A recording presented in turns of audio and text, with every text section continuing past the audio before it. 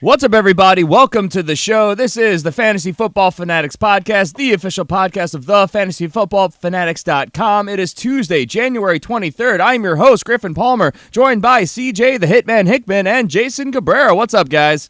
What's going on, guys? How you doing? I'm doing good, CJ. You don't sound as excited as I thought you would be. Hey, man. Dude, CJ. Hey, look, I'm chilling, man. You know, I did all my excitement a couple of days ago, so now I'm just ready for the game.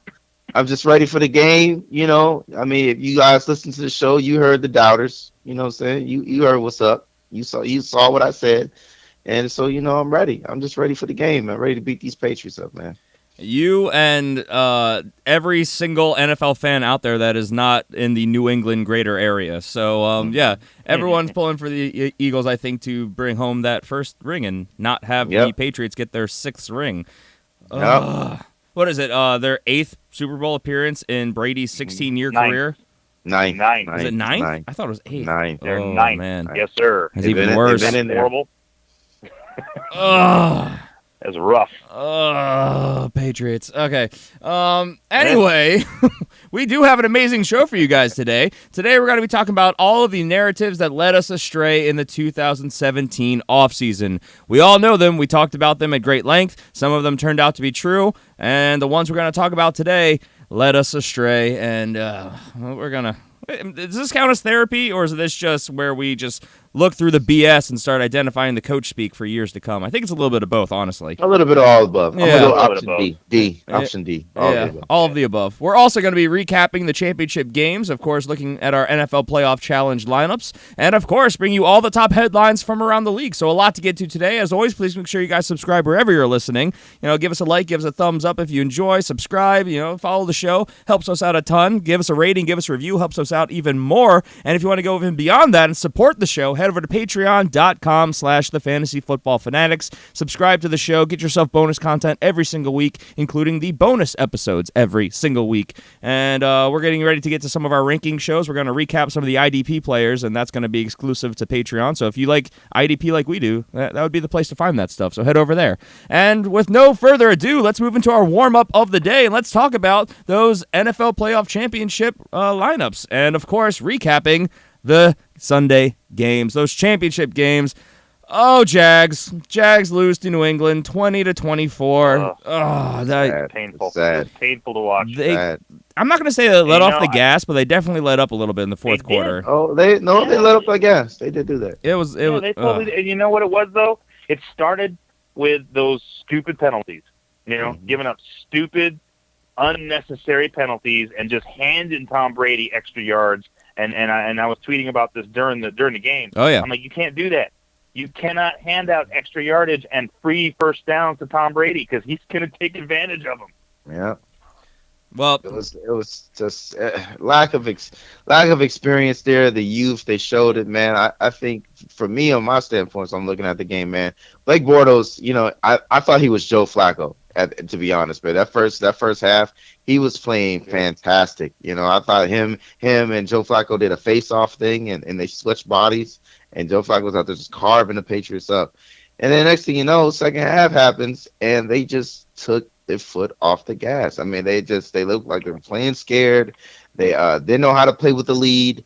They kept doing fancy stuff, and then the things that were working for them, Patriots, shut it down like typical Patriots, what they do, and they just couldn't adjust. And then their defense, that play by Deshaun Gibson by the back of the end zone with freaking Amendola catches the ball. He should be embarrassed as a safety. He let him walk right by him. Yeah, to catch that touchdown. That was absolutely ridiculous. He was behind him. He wasn't in step with him. Yeah, it was a zone, but I mean, it was. That was ridiculous, man. Yeah, not good. Yeah. Did you see all the Illuminati type stuff talking about the ratio of penalties and how this is keeping the Patriots in the game? That's going to happen. Yeah. That's something to look at, though. That is something to look at. And then one more thing that the penalty ratio doesn't at least raise an eyebrow.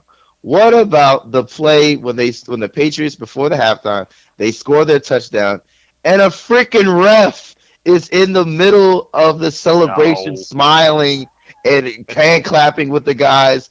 This is your job to be an impartial referee, guy. We did it. What are you doing? I said, oh my goodness. Yeah, they had, what was it, one penalty? I think it was 10 yards, and I think it was on special teams. I mean, so dumb. Yeah, so dumb. So, I mean, if you watch, and, you know, it's like they say, if you watch any play in the league, there's a penalty happening out there somewhere. So, I mean, yeah, there's that gray area, and I'm not here to point fingers or say that that's the reason that this or that did or did not happen. But it is interesting that they only had one penalty on the game. I mean, but I also understand, you know, it's playoffs. Let them play. So, I understand that narrative, but I can't get 100% behind it. It's like, this is the reason we lost, because it's not. They let off the gas. They let a miraculous touchdown catch happen in the back of the end zone, and then the offense, which had stalled out in the fourth quarter, couldn't get anything done, had a terrible punt, and basically set them up to win the game. Well, no, that actually led to the touchdown, but yeah, you get my point. Yeah. It was just, you know, poor performance by the Jags really across the team in the fourth quarter, and then some key injuries in the final drive. So, you know, it is what it is. There were some things that were absolutely, completely avoidable that happened, and like they hit onto Gronkowski's head. That was unnecessary. It didn't need to happen the way it happened. It was completely unnecessary, and if it hadn't happened, that drive would have stalled right there, you know, and stuff like that. So yeah, they really beat themselves. I mean, they were playing really well. Their defense was playing great. Blake Bortles, you got to hand it to Blake Bortles. I mean, he was making throws. He was playing the game of his life, and they just beat themselves. They just started doing stupid crap. Yep. Yeah. I mean, I felt kind of different about that Gronkowski hit. I mean, I kind of feel for the defender. I mean, Gronkowski's coming down. He's already in, you know, pursuit of him. He's already committed to the tackle. He'd already launched. As Gronk comes down, he puts his head down. That's the helmet to helmet. So I mean, it's tough. No, come on. Come on, go Griffin. Gronkowski is call me my bullcrap. You look at the replay, you see Gronk's head coming down. Defender's already committed to the tackle. What is he supposed to do? I mean, yeah, that's what he said. CJ, he hit him in the head. Gronkowski's head. Gronk is freaking. What is he? 7'6"? No. And you got a 5'9" a corner safety coming at you. Of course, as soon as you put your head down, here he's going to be right there. But he wasn't aiming for his head. He was letting it with his shoulder. But everybody knows in this league, if you hit someone in the head with your helmet, it is going to be called. It doesn't matter if you think that he was putting his head down. It doesn't matter. You hit him in the head, it's over. He led with his helmet. He didn't lead with his shoulder. I think Gronk, he initiated that contact. He initiated that contact because he knew. He knew. It's that gray area because it was bang bang. Yeah. I mean, yes, he hit him in the head, and that's going to draw a penalty every single time, especially if the refs actually see it. But I don't think it was intentional. I think he was targeting. I think it's just like you said. It's a bang bang quick play. Gronk went to cover up, and wham. So I mean, I'm not saying he was trying to hurt Gronkowski. Yeah, I'm saying he was too high, and he knew he was too high after the play. He shouldn't have done that. Try and dislodge the ball, make a big hit. The midsection. Yeah. Right. Go for the ball. Yeah. Go for the ball. And the really sad thing about that play, though, if you watch the play in slow motion, Gronk had already dropped the ball before the hit. Like he didn't even need to get hit. He was dropping the ball during the hit. So it was unnecessary that he didn't even need to do it, and it ended up costing them big time. Mind games, Jason. Yeah. It's all about setting the attitude out there. No pun intended because of the concussion. Yeah. But yeah. So, yeah, I mean, this all being said, it's neither here nor there. It happened, and the Patriots move on in 2 weeks to host a Super Bowl, technically, in quotations, host a Super Bowl because they're the home team. At Minnesota Stadium. All the Super Bowls now. Yeah, might as well. Agree. So, I mean, yeah, they will be playing against the NFC champion Philadelphia Eagles in a game that did not go how I think most analysts would have predicted. At the very least, anyone who picked the Eagles thought this would have been a close game, but a blowout by the Eagles. And it all started with a pick six. Yep. So, 38-7, and I know no one else. I'm gonna regret this, but I know no one else to turn this over to better than CJ, the Hitman Hickman. So CJ, tell me about this game. Your thoughts. Your what you're taking away from this for the Super Bowl in 2 weeks' time. Wow. Well, first of all, I mean, shouts out to Minnesota. That they had an incredible season, man. They came out there and they started off the game really hot, and there was a lot of. That was a great first drive, and there was a lot of things happened before the game that was very comical. That was leading up to that, them taking over Philly, the Rocky Monument, and they're making it seem like there's like 100 of them out there, and it's really only 50. So that was pretty comical to me. But as far as the game goes, man, yeah, like I said, they had a great first drive. Eagles, they had some miscues on their first drive, man. They kicked the ball back, and then the defense, man, they made a heck of a play, man. They turned a pick six, and then after that, that was kind of the story of the game. Vikings just couldn't. They were very uncharacteristic, and I was telling people that I was like, "Look, man, this team is a different team when they're not at home." I mean, the last home game that they had a good game. Well, I can't even say a good game, but they won was when there was that game against Green Bay. That last game we saw in Green Bay, that Saturday night game, Week 16. So it was a tough game for them. They were just doing a lot of things that was not like them. They weren't that scout top defense that everybody was talking about, and Nope. the Eagles just took advantage of it. I mean, Nick Foles, a guy that a lot of people he was under scrutiny all for weeks. He had a hell of a game. I mean, he goes out there, put up 350 yards, Oh, yeah. 3 touchdowns. Yep. I mean, he's moving up in the pocket. He's putting touches on his balls.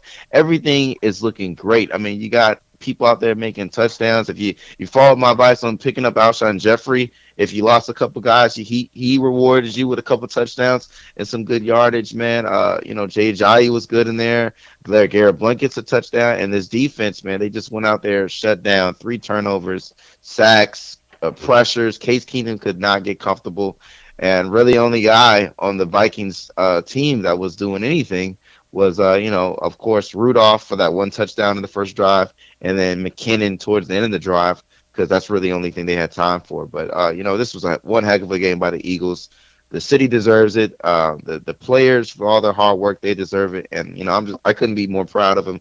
And I just can't wait for the, 2 weeks we can take on the Patriots. Yeah. Well, I mean, I think you said it. I mean, Nick Foles had a phenomenal game with a obviously great supporting cast of characters around him. That pick six really changed the flow of the game because, like you said, the Vikings got off to a quick start and they never recovered. They just did not show up. And, almost everywhere I look, every website, every other analyst, all the other shows, everything's talking about how this Vikings defense, this number 1 defense in the league this year, statistically, has really not been there the last 6 quarters. They really started to break down against the Saints, and they haven't really gotten right, and we saw it through this entire game. So, I mean, if they were to somehow miraculously move on, what would the Patriots have done to them? So, I don't know. I've heard a lot of people speculate it's coaching, it's the travel, it's locker room, it's injuries, but bottom line, it is what it is. But that kind of brings me to my other point, which is the one kind of sad point to all of this. Obviously we won't be able to see a home Super Bowl game,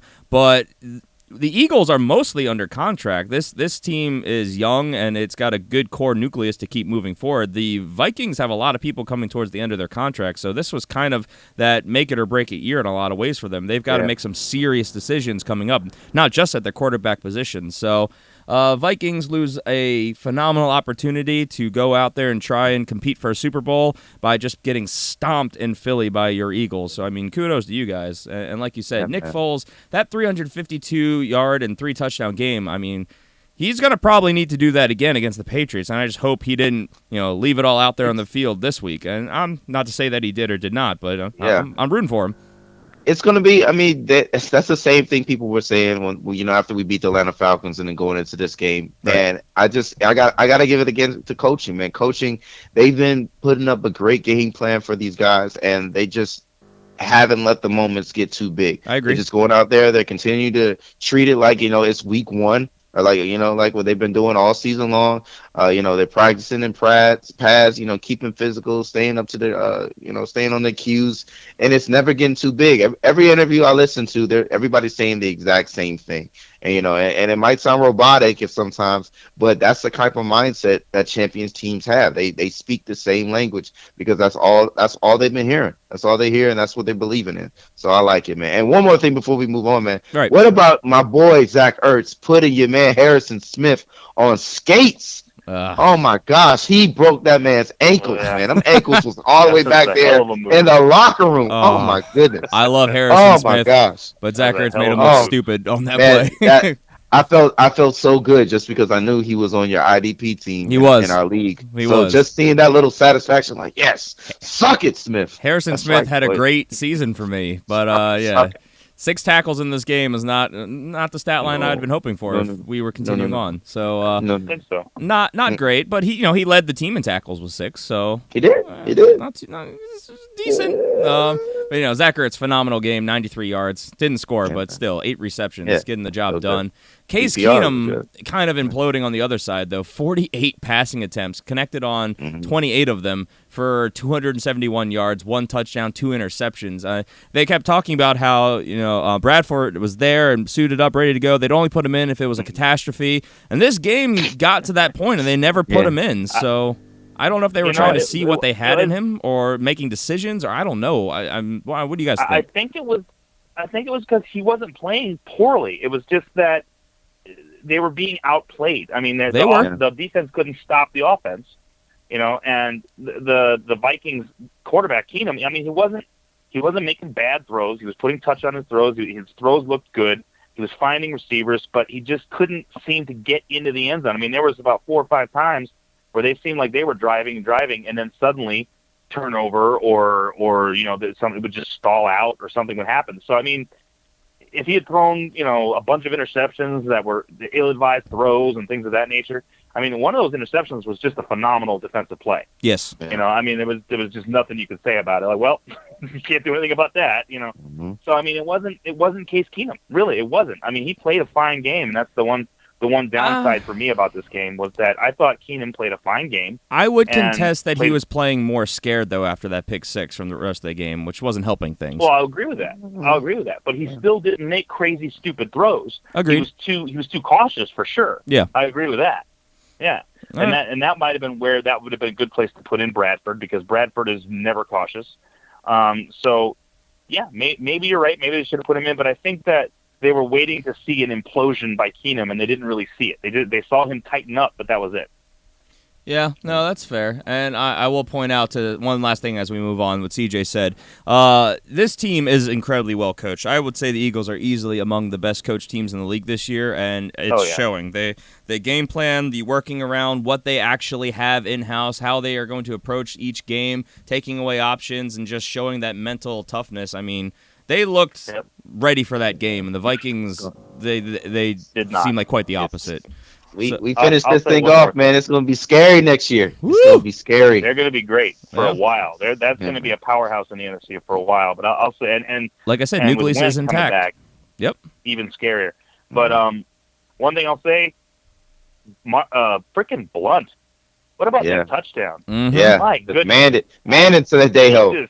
He took the whole defense with him. They had the towel boys were on there. Mm-hmm. The freaking referees were trying to stop him. He just ran through everybody. He drove them all back. Touchdown. Yep. All right, so the Philadelphia Eagles versus the New England Patriots, your Super Bowl in a little under 2 weeks' time. So with that, actually, I guess we should talk about, of course, the fantasy aspect of all of this, why we're doing what we're doing. Your NFL playoff challenge. So at the end of it, I still barely am in first place in our grouping. CJ is hot on my heels in second place, and we both have about 100 points on Jason, who's actually in third place. Look at us three representing. There you go. Without not for long, that Patriots guy is going to catch everybody. Yeah, he is. We'll see. CJ, how many Eagles do you have, CJ? I'm sure you got it. I have at least. I think I just put the rest of my team as Eagles. I think I picked up LeGarrette Blount to fill my Leonard Fournette spot. Then I picked up the Eagles defense to fill my Jag spot, and then for wide receiver, I think I picked up Brandon Cooks. Yeah, I'm not excited. I'm having to do long shot type pickups because I can't go with the norm here because I have first place, but I lost quite a few multipliers. I did play Alshon Jeffrey, which was nice. That worked out nicely for me. It was. So I've got multipliers on Tom Brady, Alshon Jeffrey, Rob Gronkowski, and that's it. So I got to go contrarian here, or else you're going to definitely pass me. So it'll be interesting. And then Jason third. Yeah, we'll see how this plays out. Okay. Yeah, Alshon Jeffrey had one heck of a game. How about that? Did. Yeah. Yeah. And of course, we'll deep dive more into this, especially on the upcoming shows and the Patreon shows. So with that, let's move on though to some of the top headlines from around the league, and we have to start with the coaching hires, the top league-wide headlines. 'Tis the season, and we'll start with the New York Giants, who are hiring Minnesota Vikings offensive coordinator Pat Shurmur as their new head coach. I actually really like this pickup because everywhere Pat Shurmur goes, he gets really good results. What do you guys think about this? Well, I mean, hey, For Eli. yeah. Well, yeah, I think I agree. Good for Eli, man. I think that's why they're bringing him in to see him if they can be able to revitalize Eli's career. Get something going on because the talent is there. I mean, yeah, I can't stand the Giants, but I mean the talent is there when it comes to wide receivers and.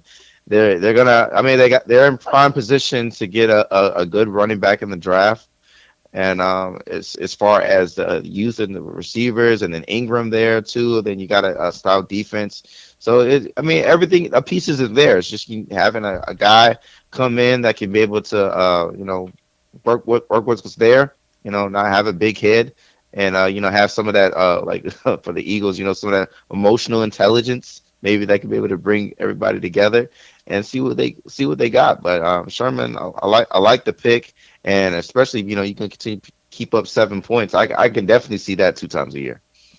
Yeah, I mean, I think this is good for. It's good news for Eli Manning. It's good news for Odell Beckham Jr. I think it's going to open up their offense a little bit, and like you said, he'll probably go out and get himself a good running back. And definitely bring some emotional intelligence to that. You hit that right on the head. I mean, this is a team that was kind of the reins were just loosened on them when McAdoo was there. There's a team that needed somebody to just grab them by the scruff of the neck and go, hey, come on, let's be professionals. So yeah, I like this pickup. Yeah, I mean, like I said, great. He's done great things ever since his stint with the Eagles, starting in 2013. He's just made really, really good work out of the options, weapons, and opportunity he's had put in front of him. I mean, when he took over as the interim head coach in 2016 for the Vikings, then just last year, look at how much better this team is with the exact same options. I mean, I'm excited about it for all the reasons you guys listed. I'm excited to see Sterling Shepard take his next step, Evan Ingram. I really want to see what they do at the running back position, like Jason just suggested. And, this defense, like we know, 2 years ago was a top unit. I think the talent's still in-house. If they can turn that around, get this offense going, Giants could get back to what we were anticipating coming into this season, and obviously never quite materialized for reasons X, Y, and Z. So, yeah, let's go ahead and move on to Arizona. Hey, Jason, where the Cardinals are hiring ex-Carolina Panthers defensive coordinator Steve Wilks as their new head coach. This has been met with a lot of diverse opinions. Let's go with that. So I'm going to throw this to Jason first and foremost as the resident Cardinals fan on the show. Jason, take it away. Well, my first reaction to this news was, what? Really? Yep. Of all the people that we had that were out there, Shurmur was a name that was thrown around to begin with, and he was kind of the front runner until he got picked up by the Giants and everything. Wilks was always kind of that fringe guy. He was like, oh yeah, and by the way, Steve Wilks did. So when they turned around and they went after Wilks, I acted that way for a couple of reasons. First off, I was hoping for someone else. I had my heart set on a different coach. Secondly, I hate the Panthers. Okay, I don't think I've ever admitted that on the show before, but I mean the Panthers destroyed Arizona in 2015. I would say is that why you hate the Panthers? Well, this is the thing. Arizona, we don't have that many teams that we're real rivals with. I mean, you guys out there in the East, you've got teams you absolutely hate. Yes. Arizona's never had that situation because we haven't been good enough, honestly, to have teams that we hate. Because, we lose to teams, we're like, well, we lose to everybody, So now we've gotten to a point where we're so good that we get beat by a team and get slaughtered by a team. Now there's sort of a hatred for the Panthers out here because we always beat them when we get to the playoffs. So those were my two opinions. Plus, I love James Bettcher as defensive coordinator, and this signals the end of James Bettcher's time in Arizona as our defensive coordinator. He's done a fantastic job. and now he's going to be going away. So that all worries me, and I wasn't happy about it. Then I did some thinking about it, and I went and looked it up and did some research, and honestly, I'm not as down on it as I was. I mean, look, I trust Steve Keim, okay? Last time they picked a coach, it turned out pretty well for us. He picked the winningest coach of all time. Before that, when Bidwell picked the coach, he picked Wisenhunt, who up till Arians was hired, was the winningest coach of all time in Arizona. So we've had a pretty good run with people that are picking coaches right now. So I'm okay with it. I'm hoping that he proves me wrong in my initial assessment of this pick of someone's just underwhelming. I have seen him. I like his attitude. I like the idea that he's going to be aggressive. That's one thing you hear about Wilkes. He's very aggressive, and that's good in Arizona. We like to be aggressive. I've also heard that he's interested in picking up either Mike McCoy or John DeFilippo as his offensive coordinator. I don't want McCoy. If he picks up DeFilippo, I'll be much, much more excited about this pick. Yeah. Yeah, we were talking about this before the show started. I agree with Jason, man. Get him an offensive coordinator, man. Especially John DeFilippo, man. You've seen his pedigree, what he's been doing with Carson Wentz, and especially now with this last couple of weeks with Nick Foles, man. This is a good young coach that has a great track record working with young talent quarterbacks and trying to get the best out of them. So you know what change was going to come. Bruce Arians, man, one of the heck of a coach, man. I said, if I ever played in the NFL, there's two coaches I want to play for. One of them was Bruce Arians. He's just that type of dude, man. But now in Arizona, there's a change in the guard that needs to take place, and there's got to get some youth established with this team. So, I told him to give this coach a chance. He's going to bring in some guys, and then hey, you just gotta adjust with it, man. Every team goes through it. I know it happens a little more frequently with Arizona, but I like where the direction Arizona is going, especially now you're coming back healthy with DJ coming back this season, and then hopefully you go get you a nice young quarterback, and then just let the building start happening. Yeah, I mean. Not the longest track record. I was underwhelmed by the hire initially, just like Jason said. But, I mean, the Panthers, this was his first and only year as their official defensive coordinator. They were the 7th best total team defense. So, I mean, I guess that's something. And, we'll see the transition. Not horrible. We'll see how they retool this offense, like Jason said. I think it's a long road ahead, but I mean, Arizona. I expected that. I think there are plenty of guys out there, and of course, plenty more that are becoming available. So I guess they feel like they got their guy. So I guess it is what it is, and obviously we'll see who the following hire is for offensive coordinator. With that, let's move on to Tennessee, where the Titans are hiring Houston Texans defensive coordinator Mike Vrabel. Is that how you say Vrabel. Vrabel. As their new head coach. So, guys, thoughts on this? This is interesting to me because I thought this team was going to go a different direction as far as offensively, but with now, the defensive coordinator, resigning, and then bringing this guy in, he has a great track record with this team as far as defense. You see what Houston's been doing. So now, it's kind of like Arizona's situation. Now, you're looking to see who's going to bring in to be the offensive coordinator, because now for this organization, it's paramount that you bring in somebody that's going to help bring out the best in Marcus Mariota, because the raw talent is there. Well, we just need to get more out of him because, I don't want to do a spoiler as we're going to get to these narratives. The talent that's there, it's ridiculous. He's overrun with so many good receivers that I'm not gonna say great, but they're good. They're good receivers. You got a young good receiver in Corey Davis that can run routes like be great. That can be great. He can be disgusting. He can run routes like it's nothing. You got this monster back in Derrick Henry. You got, of course, his favorite weapon in Delaney Walker. And then, depending on what Eric Decker wants to do, you can come back. And then, of course, Rashad Matthews. So you got stuff that's there for, and then, of course, a good offensive line. So Marcus Mariota, you can't give me a reason why this dude should not be succeeding. That's the thing. So as an organization, you look at this team, you're like, why are we struggling? Why are we struggling? Yes, we made it to the made it to the playoffs. We won our first game. Congratulations. And then we get to the Patriots, and we just go out there and lay an egg. We show that we are not well coached. Our quarterback has way too much going on with him as far as pressure put on him. This man blows his quad in the first or second quarter, and he can't do nothing, and the team can't do nothing to uplift them and try to make separation to help the kid out. That's not a well-run organization, and it's not a well-run offense. So that's what needs to change. So I'm keeping my eye close on this because to me it's all going to be about who they bring in there to be offensive coordinator to help this kid out. Yeah, I'll agree with that. Well, it's coinciding with this. So the Houston Texans, who this guy was defensive coordinator for, were the 20th best defense last year.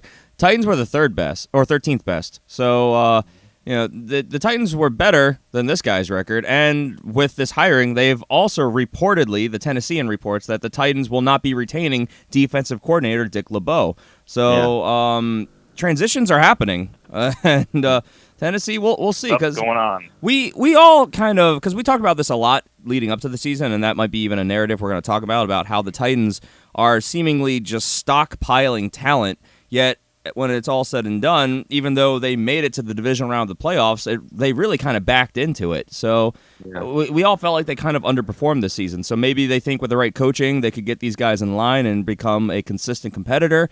We'll see. So Titans, new head coach, and reportedly out a defensive coordinator in the process, but both defensive minds. I'm sure that Mike Vrabel is gonna bring his own guy in, so we'll see. With that, the Cleveland Browns are reportedly hiring ex-Pittsburgh Steelers offensive coordinator Todd Haley as their new offensive coordinator. So I can't think of anything more Cleveland Browns-esque than hiring another player, coach, whatever, front office official from within the AFC North to plug into their own organization. So, guys, what are your thoughts on this hire? I like it. Todd Haley was the offensive coordinator in Arizona as well for a while. I heard rumblings that he might be looking at trying to be a head coach. I don't think Todd Haley's got the temperament to be a head coach. He's very fiery, overly so. I mean, to the point where he's kind of abrasive. So I think this is a good pick because Cleveland's got to get scrappy. They got to start getting a chip on their shoulder. They got to start playing with swagger. And this is the kind of guy that brings that to an offense. He brings that chippiness and he brings that, hey, you're going to let them stop you from scoring type of an attitude. And that's what they need, I think. So I like the hire. I think he's going to fit in pretty well with that kind of a mentality in Cleveland. Yeah, I mean, I agree. I thought it was really funny because I was just like, man, what is going on? Why you guys just keep poaching off the people in your division? But yeah, man. But I mean, it's interesting because like we said, and you listen to the show, man. Jason and I, we like the Cleveland Browns.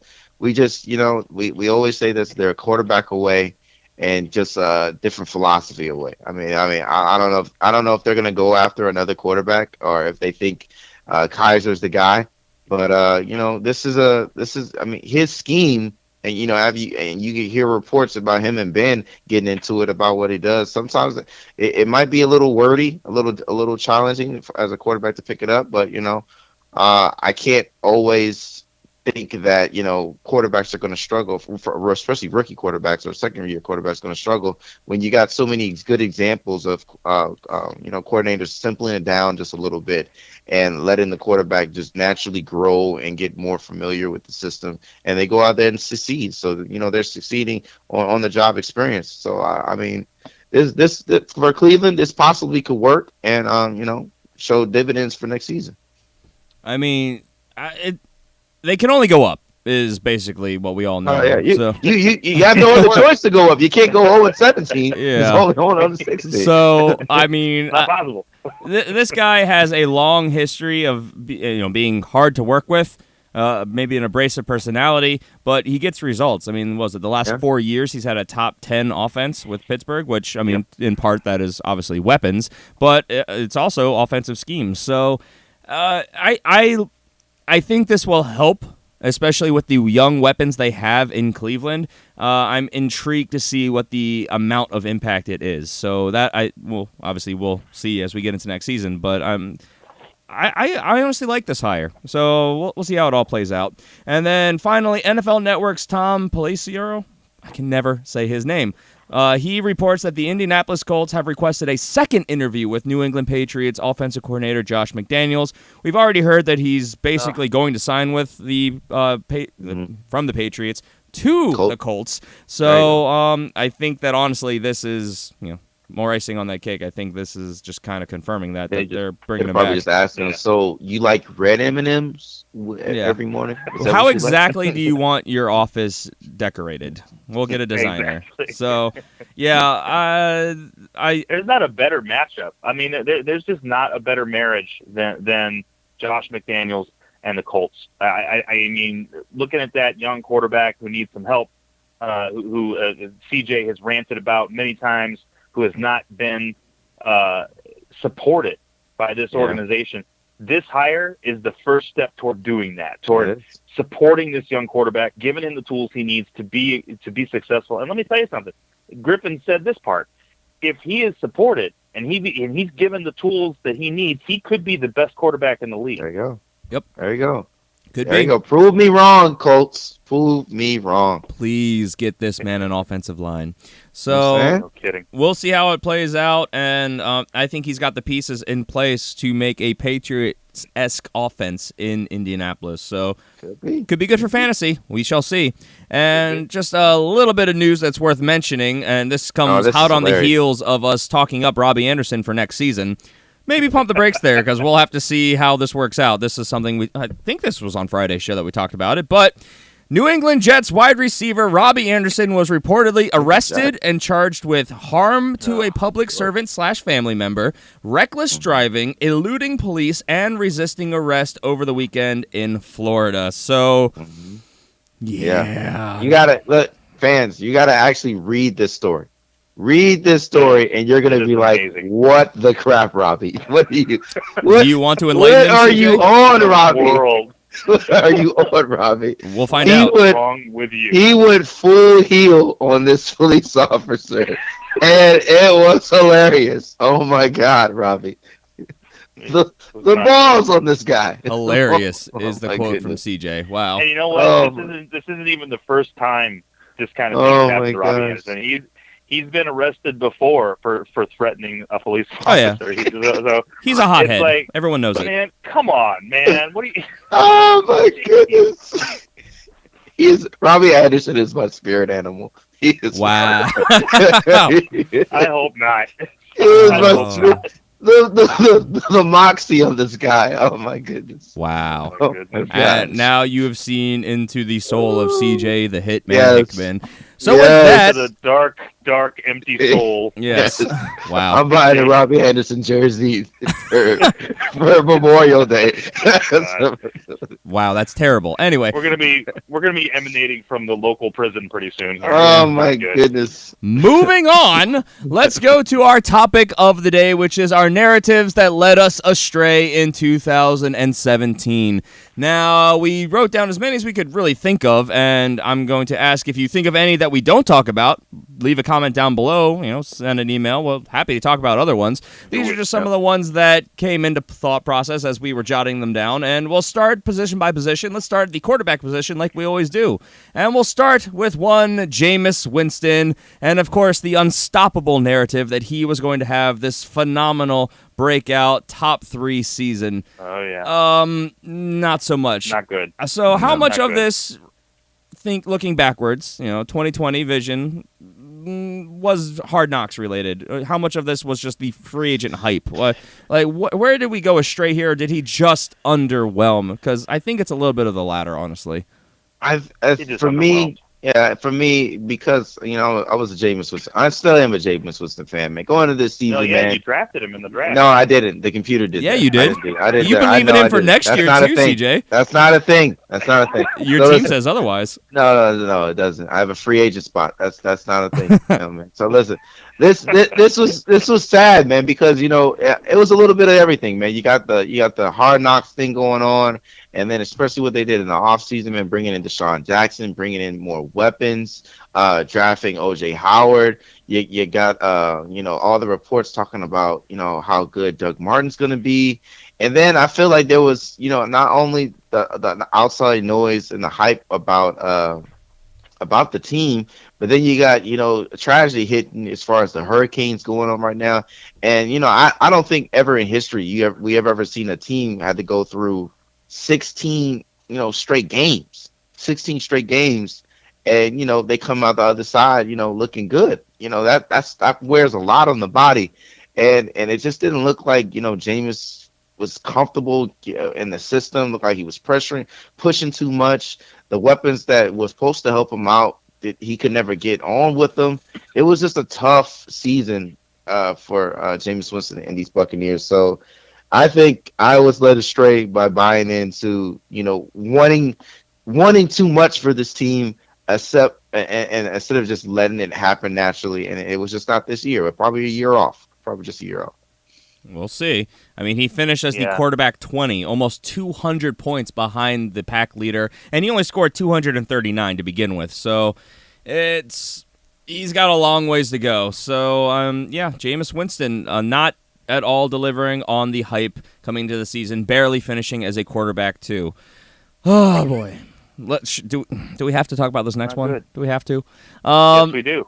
Oh, yeah, we do. Absolutely. The unbelievable amount of quote-unquote fake news, as I'm going to call it, coming out of Indianapolis, because I can't even stick by that, because I don't even think they knew what was going on. But the entirely mismanaged, misrepresented situation going on in Indianapolis, and, of course, the narrative that Andrew Luck will at most only miss probably a game or two. I will go ahead.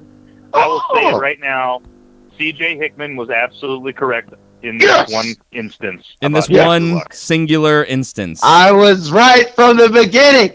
They said I was crying wolf, but no, I was telling the truth. They don't protect the boy. The man is hurt. He don't want to play for you. You haven't given him anything to show that you're going to take care of your baby. So absolutely not. He's not going to come back. You got these two guys over here talking, oh, man, at most 4 weeks. He'll be back in 4 weeks passed up. Oh, at most, he'll be back after the bye.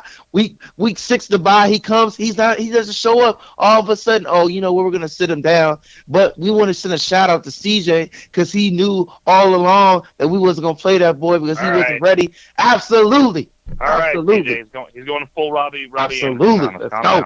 Let's go. Calm down. I mean, that was 8 months after surgery, though. He, by all rights, if this had been handled properly, should have been back. But, the injury, they made him play through the season. It was worse than they expected. Didn't heal the way they thought it would. He had setbacks. To the point that, like we reported a couple weeks ago, he's still overseas seeking additional opinions and input. So, what are they doing to this man? This man is news over there at the freaking monks where Bruce Wayne was at, where he had to get his mind right before he came Batman. That's where Andrew Luck is at, trying to get his psyche back, man. Wow. I don't even know where the rails are at this point. CJ kicked him down. A couple of he destroyed the rails. The Yes. rails are gone. We're so far off the rails that there's two narratives on this that happens because of this situation that are positive in my opinion. The first one is obviously the new coach hire. And the fact that they realized, look, this is our franchise. We need to do something to protect our franchise, and we need to stop playing games. So they went out and got themselves a coach who's going to do just that. So that's a good thing. The other positive is we got to see Jacoby Brissett, and we got to see a lot of Jacoby Brissett. We got to see exactly what he is going to end up being. I have a feeling this guy is going to be moving on to another team and be given an opportunity to start. What? Yeah, I agree. Keep talking. I'm going to look up his contract situation because I honestly don't know. I agree. I mean, I saw stupid stuff talking about them possibly trading Luck and keeping Brisket. No, get out of here. I knew good and well that wasn't happening. Hey, you know what? If they're going to trade Luck, Arizona, we'll take him. Sure, absolutely. Let's trade him over here. We'll take him in Baltimore. We'll happily take him. But I think their situation is kind of like Philly. You got Nick Foles on another year on a contract, and you got Carson Wentz just coming off an injury. So I think the Colts are good shape as far as quarterback wise. Yeah. Just in case if there's something goes on or his rehab is a little delayed or what they're projecting for him to be able to play. So you still got insurance there. But I mean, for me, for me, it was just everything that I was seeing. What the organization was doing with this. I'm a little excited that they're actually starting to care now and getting a coach in there, and then seeing what they do in the draft, and then possibly getting some more weapons. When I say weapons for this man, he doesn't need any more wide receivers. He doesn't need any tight ends.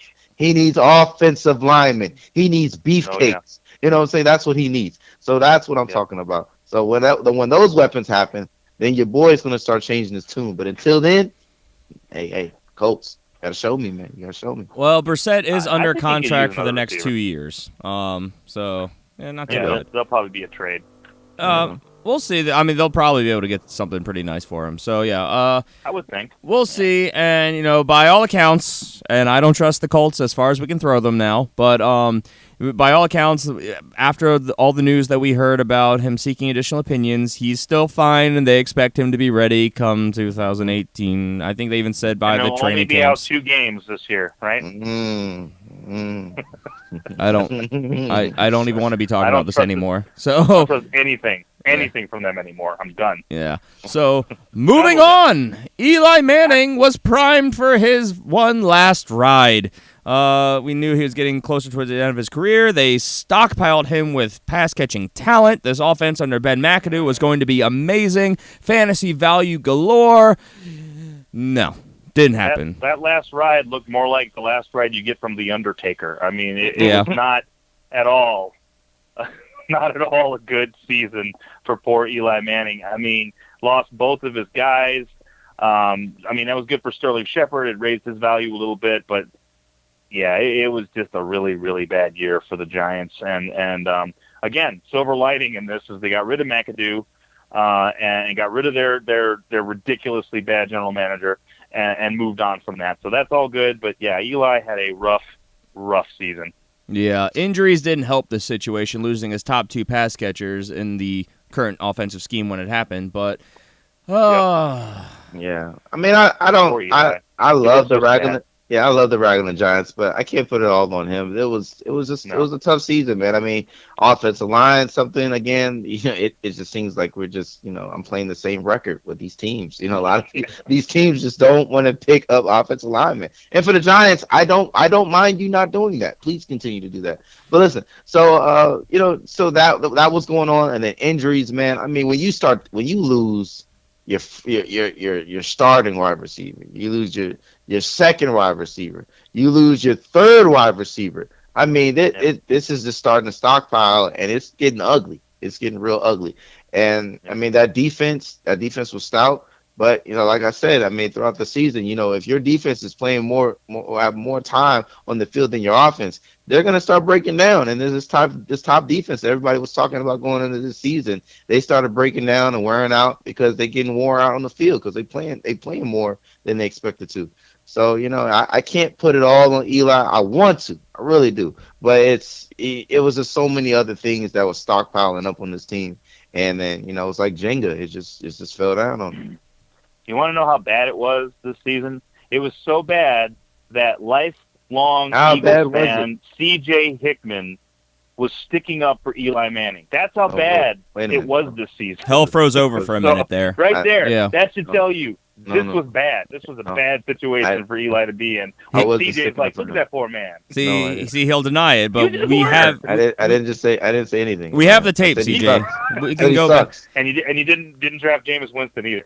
No, that was a computer. If one of our listeners can go back and find that clip, we'll play it. Keep that for posterity. Yeah, just in general. So let's move on. Marcus Mariota has too many weapons to fail this season. Of course, they went out, they got Corey Davis, they brought in Eric Decker, they already had Rashard Matthews, Delaney Walker, they had the exotic smash mouth rushing attack, and he ended up having more passing attempts for less yards and half as many touchdowns. So holy crap, holy regression. He finished as the number 21 quarterback in fantasy football this season. Good God. Oh, Marcus Mariota. So obviously they have made wholesale changes in Tennessee. But where did they go wrong? Let's start there. What do you guys think about this? It's so hard because we were all high on Marcus Mariota going into the season. I mean, we were all like, oh man, it's gonna be good, and to different levels. I mean, I don't think any of us thought he was going to be like the best quarterback in the league this year or anything crazy like that, but we definitely expected him to be up in the top 10 somewhere. And yeah, I think it was a coaching situation. I think it was they didn't know what their identity was. They kept trying to do this exotic smash mouth, and all they were doing was they were just fooling themselves and confusing everybody. So it's a bad year. I mean, Marcus didn't look good. He looked like he was trying to think too much out there. And you got to get a quarterback in the NFL who doesn't have to think. He just drops back and goes through his progressions. Marcus was thinking the entire damn season. He was. Do you, by chance, want to venture a guess at where we had him ranked? Individually, where did you guys rank him? I think I had him in my rankings at like number 11. Jason, where were you? I think I had him like 9. I think it was at 9. Jason, you were the highest. You had him at 8. CJ, you had him at 9. And then I had him as a quarterback, too, at 13. Still much higher than where he actually finished. So, yes, we were all a lot higher on him than, obviously, what ended up happening, which was the norm across pretty much all fantasy circles. And we were also saying if he could just stay healthy, which clearly he didn't. So, yeah, Marcus Mariota, onwards to 2018, I guess. Let's see. And then finally, Jared Goff was a bust of a first-round pick, number 1 overall pick. So, that turned around. Yeah. How about that? That definitely turned around. Yeah, it did. It's amazing what happens when you get Jeff Fisher out of there. Yeah, man. No joke. Man, I saw the world for you. Oh my God, I'll say that. I'll say that for Patreon. Listen, so this was crazy. This is crazy, man. This Jared Goff, he went out there and Sean McVay, they connected, man. And this is, if you followed us throughout the offseason, man, and then lead up to the season, this is exactly what we were talking about.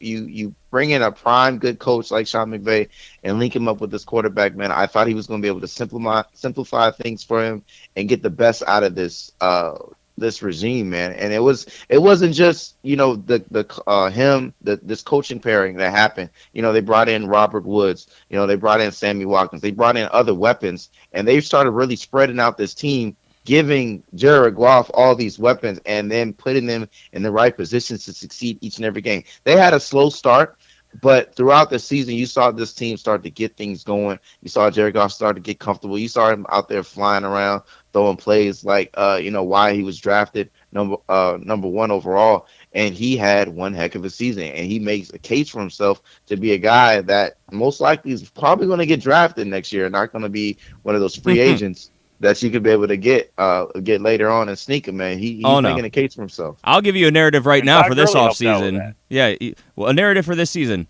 Another year in the system. Finish as a top 10 quarterback. Jared Goff goes in, again, like you said, he will be drafted as a top 12 quarterback. I have no doubt about that. Yeah, for sure. With that. Another thing about this is that it's Todd Gurley. I mean, and we mentioned it all offseason, that Todd Gurley was getting hit in the backfield the year before last, and then this last year, I mean, he was a beast, absolute beast. And when you have pretty much the best single rushing attack in the league, other than probably the Saints, it opens up your throwing game. And Goff had the opportunity to throw the ball a lot more because they had to respect the run every single down. So that helped out. McVay helped out. This was one of the highest scoring teams in the league this year. It was awesome to watch. So, yeah, I definitely would be looking at Jared Goff as a top 12 quarterback. Speaking of Todd Gurley, I'm proud of us as a show because we did not let his performance last year lead us astray. We were one of a couple shows out there that actually had him as a top 12 quarterback, or running back, rather. So, kudos to us. So with that, let's transition into the running back position, where we start with Adrian Peterson signing with the New Orleans Saints. And not only does he sign with the New Orleans Saints, but he is working on his pass-catching ability to fit into that offensive scheme. So he will get a lead running back in that three-headed rushing attack. BS all the way across the board. Yeah. This is something we've heard every single offseason of his career. Adrian Peterson's working on his pass-catching skills, his timing, all of that. No, and if he does, it never bears any fruit. He was not used well that way. He brought this offense down, and just we said this the entire offseason leading up to this. This was not a good fit for Adrian Peterson. We thought, okay, maybe they'll use him as a goal line back, and it just did not work out. And, of course, as soon as he gets shipped off, all of a sudden, who has the best rushing attack in the league of Melvin Ingram and Alvin Kamara? Of course, the New Orleans Saints. So Mark Ingram. Well, yeah, Mark Ingram. Sorry, too many Ingrams. So, yeah, guys, what are your thoughts on this? It was a lot of coach speak that led us astray on this one, that's for sure. Yeah, absolutely. I mean, Adrian Peterson, when he went to New Orleans, we all this show together went, what? Yep. Why? We did. Why of all places would Adrian Peterson go there? And the worst, I think it might have been one of the worst fits I've ever seen in a trade. And we knew it immediately. It wasn't something that we had to figure out later. We knew, that this wasn't going to work out. Yep. So, and then they went and they drafted Alvin Kamara, which was much more of a fit for their kind of an offense. Absolutely. So yeah, the whole situation was really odd, and he was definitely the odd man out. And come on, I mean, this is an older back. You don't teach him to catch passes. So that is not how that works. This guy has one job, and he is a plow horse. You give him the ball, and he plows his way through that defense. You don't try to make him fit your scheme anymore. Okay, it's just like when they tried to change Peyton Manning's style. Style. Why the heck would you do that? Trying to put him under center. Exactly. He is the best at what he does. You don't change that. You change your scheme to fit your player. Yeah. Right. So yeah, this we knew this wasn't going to work from the beginning. It was stupid to think it would, and I was not surprised at all when he left New Orleans. This was bad of the team for signing him. This was bad of him for agreeing to go there. Maybe this was the only team that generated legitimate interest that wanted to pay him what he was looking for, so he just went for it. But yeah, it was bad. Well, last year, remember, we had a just amazing amount of running back talent available, both in free agency and in coming out of the draft. So yeah, that was, like we said, all last year. That was the worst year to be a free agent running back. It was bad. And as a show, we were pretty much in unison, but CJ was by far the optimist. CJ, you had him at 16 in your rankings. Really? You did. You were a Adrian Peterson, I'm not going to say believer, but sympathizer. Jason, you were at 23, so you had him as a low end 2, and I had him at 26, so I had him as a flex option maybe. Wow. So I guess I was the closest there, but yeah, it was worse than any one of us could have anticipated. Yeah. I honestly can't even tell you what I was thinking at that point. Why I thought I was going to be able to change Sean Payton around. Yeah.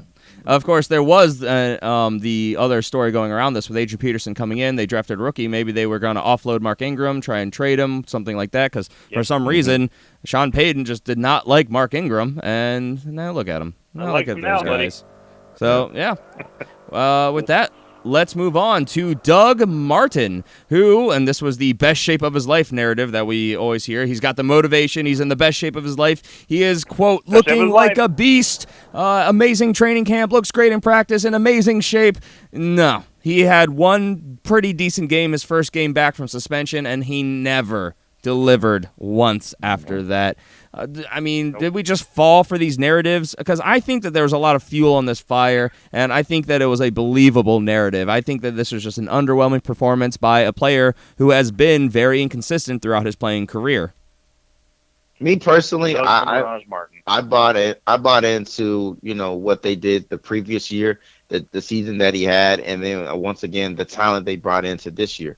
So I bought into that, and I was like, okay, man, this is going to be good. But a couple things that hurt him was not only the hurricane situation, but also this is a guy that had that suspension. So right. That suspension held him back. And I think it was a disconnect from the team while that stuff was going on. And then when he came back, of course, the team was already struggling. He had a great game, like you said, great game back when he was playing against the Patriots. Then after that, it was just like this team just folded, and he kind of folded with them. So it's like he was a guy that you grabbed late. And, he was going to be that guy for you that, if he took off, you're going like, okay, that was one of the gems for the draft that I was right on, and you gave yourself a little pat on the back, but it just didn't pound out this year. Nope. Man, we Doug all had Mirage Martin. Yes, that's he was. what I'm going to call him from now on. He is an absolute mirage. He looks wordy.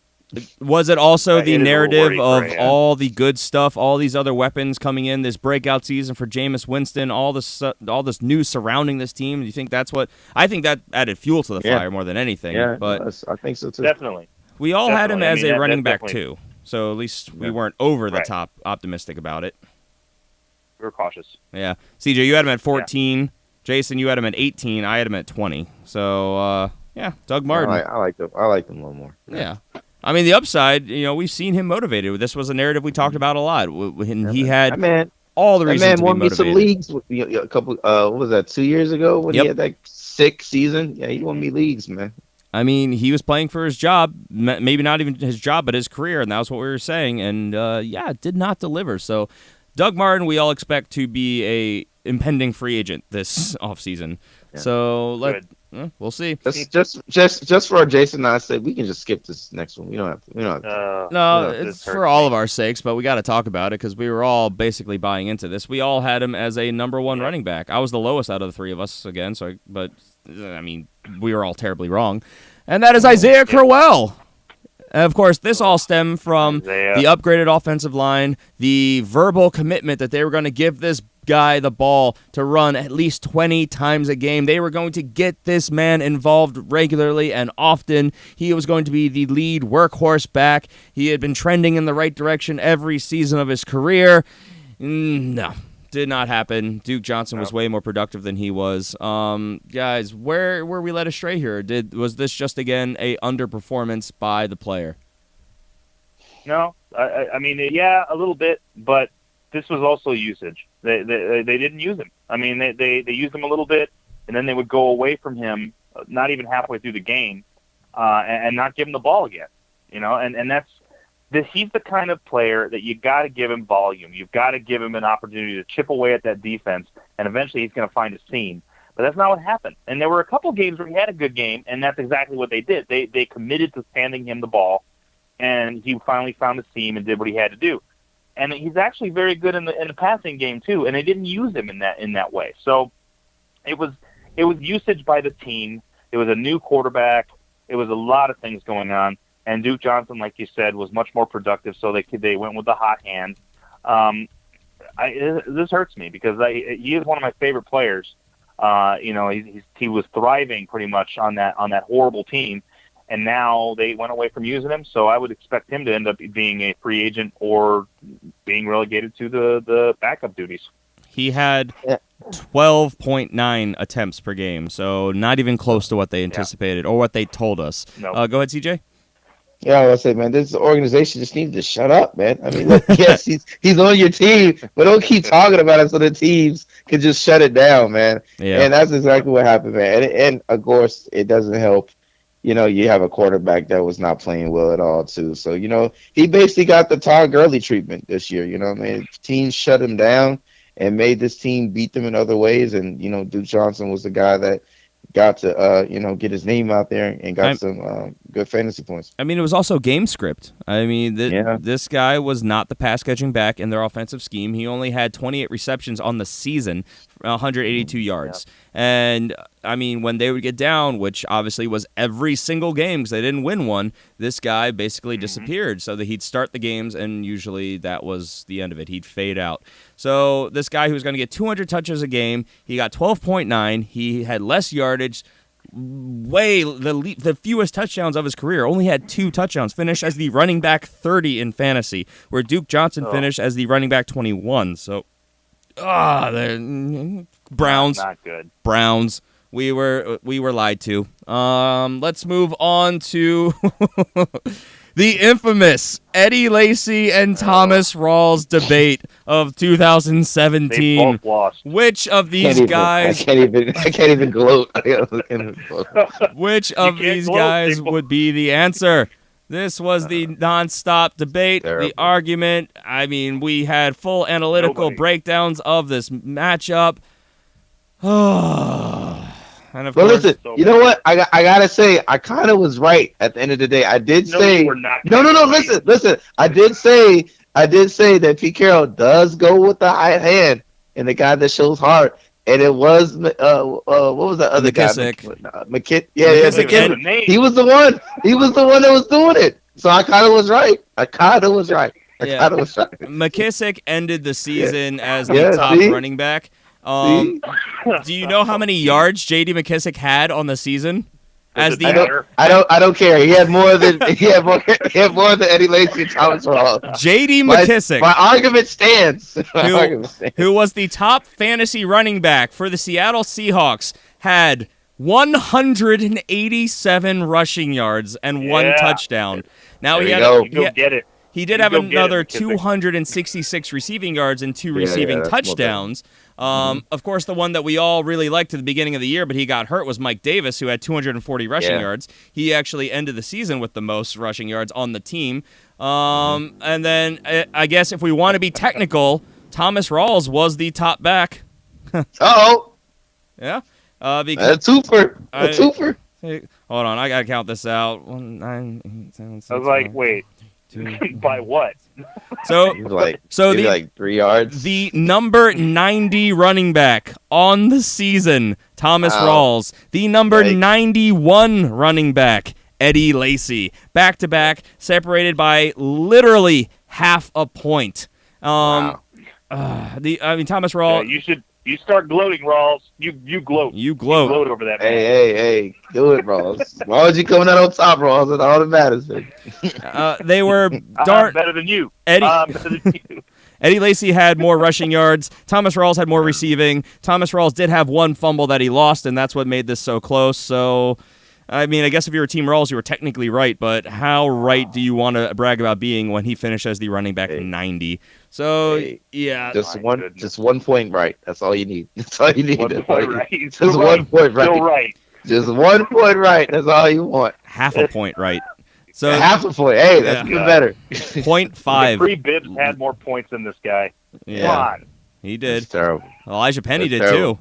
It was a bad season. If we want to throw in one more Seattle running back, Chris Carson also finished above both these guys. So technically, Thomas Rawls finished number 4 on the team, and Eddie Lacy finished number 5 as far as fantasy goes. So that's not good. It's not good. This team needs an offensive line, and they need a running scheme. Yeah. So Yeah. we'll Yep. see what they do to Do that. solve this problem going forward. Let's the coordinator. So there you go. Yep. There you go. Now, this next one, I still think will possibly materialize, but, I mean, you can't deny the eyeball test. Joe Mixon was the best back in the draft, talent-wise, ability-wise. He didn't finish very well, considering he had a pretty good opportunity. It took him a while to get it, but even when he had the opportunity in the same bad offense with the same bad offensive line, Giovanni Bernard was way more productive than he was on a per-snap basis down the stretch. So do you think it was adjusting to the NFL level? Do you think it was off-the-field distractions? Because, I mean, this guy had a lot circling him. Do you think it was the pressure? Because bottom line, he was not the best rookie running back this season by a long shot. Wasn't. No. Yeah. And that wasn't the narrative. The narrative wasn't that he was going to be the best rookie running back There it There you is. go. this season. I think everybody knew that Fournette was going to be the best. But he on the wasn't. season as far as which he wasn't. But that was really the narrative. That should probably be the narrative we talked about. But the narrative was that Joe Mixon was the best back in the draft all around as far as talent wise and upside. Which again, like you already said, I believe is still the case. I still think he's going to be the best of all these guys when it's all said and done. As far as this season, I mean, the Bengals were, a mess. Yep. They were just a mess. They were all over the place. They didn't know what they were doing.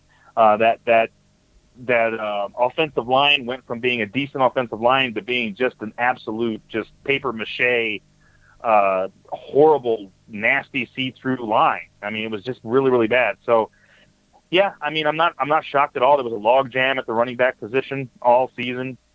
I think Joe Mixon, once he becomes the man there, and once they fix that offensive line, yeah, he has a higher upside than everyone that was drafted in 2017. I would really like to know what this conversation would be like if Bill Lazor took over and had the offensive coordinator helm at the beginning of the season, because he did make an impact when he took over and he started helping Andy Dalton and he started to get this offense moving.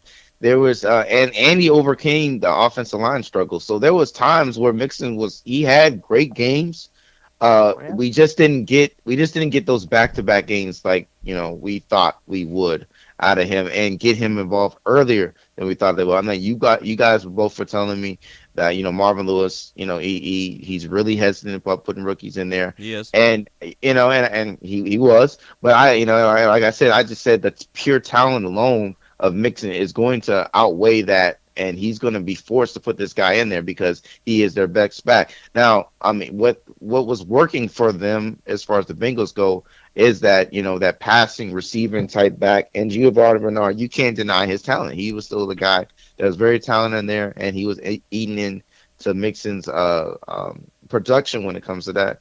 So, I think for me personally, I just think it was coaching. I think it was a coaching and a part of the team that held this back, and why this really didn't pan out. But next year, we'll see if they can overcome that, and see now Bill Lazor being the offensive coordinator, hopefully, and he holds that. I think we're going to see a different Bengals offense, and we're going to see more production coming out of Mixon. Yeah. Laser. The sad thing is, not only was he not the best running back for fantasy this year, he didn't do well in the eyeball test either, but he finished as the number 6 rookie running back this year, behind Jamal Williams, who really was only in that offense from weeks 9 through 14 and did all of that damage then. So, I mean, it's bad. It's the scheme. It's the offense. It's the offensive line, especially, I think. On to year 2. I mean, I drafted him way earlier than I needed to. I drafted him in the 3rd round of our mock draft that we did a couple episodes ago. I could probably have taken him much later than that, but I think once draft season rolls around, there will be enough positive buzz around him that he starts working his way. Because I think right now people are talking about, this bust. He finished as the running back, what was it, like 30, I think, something like that, roughly. And they're saying, this guy is going to be flex-worthy at best. He's going to be a mid-round pick, if not later. I think by the time draft season rolls around, he'll be back up to probably the 4th-round value, somewhere around there. So we'll see. Yeah. And we are already well over an hour, so let's wrap up the running back position, and then we'll cover the rest of this on Friday's show. Cool. Joe Williams would take the backfield away from Carlos Hyde. Kyle Shanahan moved up to get him. Love this. There's all this hype around him. He was great. He just needed motivation. And then, of course, right about, a day after the most heavily drafted, draft day of the season, he got put on injured reserve. So, it's hard to say for sure what the narrative and if it would have played out here, but this is just an honorable mention. Like, this is one of those things that happened just after it was too late for it to, be a heads up for people. So most people drafted him, usually a late round pick, but you were obviously let down here. So do we still have high hopes for Joe Williams this season? Yeah, absolutely. I think he's gonna when he's healthy, he's gonna show something. And again, Carlos Hyde was in and out of the backfield with injuries. He did have a healthier year than usual. He did, as far as Carlos Hyde goes. So that was nice. That played was nice every game. And absolutely. So, Joe Williams coming in, I think, is going to give them a nice 1-2 punch. And this San Francisco offense is looking kind of good, honestly. Steps made. Kyle Shanahan. Carlos Hyde finished with a fully healthy season as the running back 11. So, just putting that out there, something to keep in mind. We'll see how this narrative plays out. If you guys want to hear a lot more narratives that led us astray in 2017, we'll do a part 2 on Friday's show. So make sure you guys tune in then. And as soon as the Super Bowl's over, you guys better strap in and remember to hit that favorite button. Download a couple episodes that are coming your way because we're going to get into our definitive review episodes. These were by far and away, besides the mock draft episodes, people's favorite episodes from a year ago. These were downloaded and re-listened to throughout the offseason until we were getting into the draft season. We're going to be breaking down the top performers at every single position, talk about how they got there, what they did, what's going on around them, the consistency rankings, everything that you need to know other than where they finish at the end of the year, because it's really, really misleading. If you look at someone like Kareem Hunt, for instance, who finished as the running back 3, well, should he be taken as the 3rd running back off the board? Maybe, maybe not. Lots of ebbs and flows there. Lots of other examples, and we'll be breaking down, obviously, what happened in the season, all the stuff you need to remember for next year's drafts. So, make sure you guys subscribe wherever you're listening, and we'll talk to you then. You guys can follow the show on Facebook at facebook.com/thefantasyfootballfanatics. Remember, comment down below if we left anything out, any narratives that led you astray personally, you remember us talking about, the industry talking about as a whole. You can submit them to the account on Twitter at the FF Fanatics. Just send us a tweet. We'll talk about it. Or you can follow us individually. I'm at G Palmer FFF. CJ's at CJ Hickman 89, and Jason is at Jason Cabrera 13. So with that, we are out of here. Any parting thoughts, gentlemen? Hey man, go Eagles, man. Go Eagles. Is that a nice Go Eagles. soft go Eagles? You're gonna let it build from episode to episode, CJ? Hey, episode it's gonna get bigger and bigger. It's gonna get bigger and bigger. Okay, just don't get so big you blow out our listeners' ears or speakers or both. Hey man, hey, go Robbie Anderson that thing. Go do it, man. Wow. Okay, and with that, we're out of here. Everyone, take care. Have a great week. We will see you on Friday, if not sooner. Talk to us, send a comment, email, whatever you guys got to do. And, have a good one. Take care, guys. Bye.